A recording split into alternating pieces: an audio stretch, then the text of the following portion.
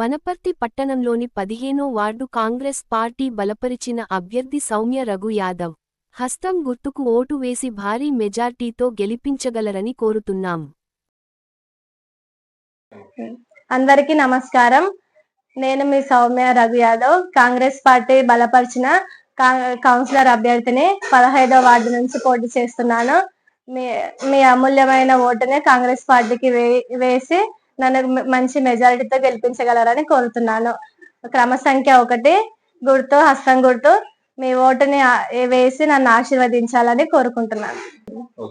15వ వార్డులో రోడ్లు వేయించడం గాని, మురికి కాలువలను శుభ్రం చేయడం గాని, వీధి లైట్లు వేయించడం గాని, పింఛన్ లేని వాళ్ళకి పింఛన్లు చేయించడం, ఇందిరమ్మ ఇండ్లని కూడా చాలా వరకు రావడం జరిగింది. మా వార్డులో అందరికి, వికలాంగులకు గాని అందరికి పింఛన్లు వచ్చేటట్లు చేస్తాము.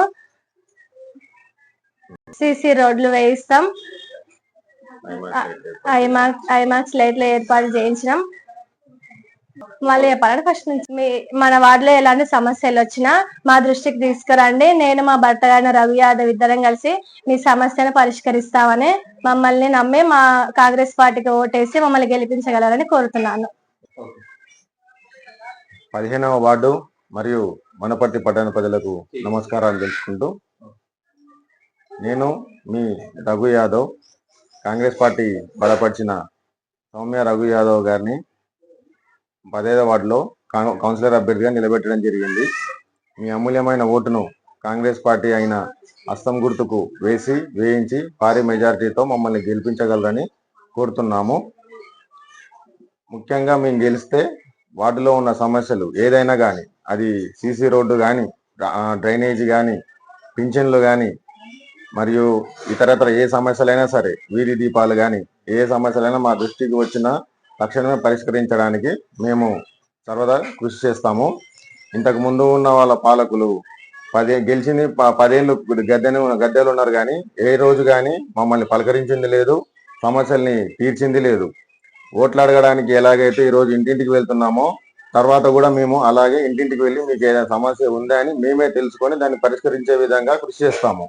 గతంలో ఉన్న నాయకులు మమ్మల్ని పట్టించుకోకపోవడం వల్లనే మేము ఈరోజు రాజకీయాల్లో ప్రజాసేవకై కాంగ్రెస్ పార్టీ తరఫున కొట్లాడుతున్నాం. కాబట్టి మీరు ఆలోచించి ఓటు వేయండి, అధికార పార్టీకి ఓటేయండి, అభివృద్ధికి సహకరించండి.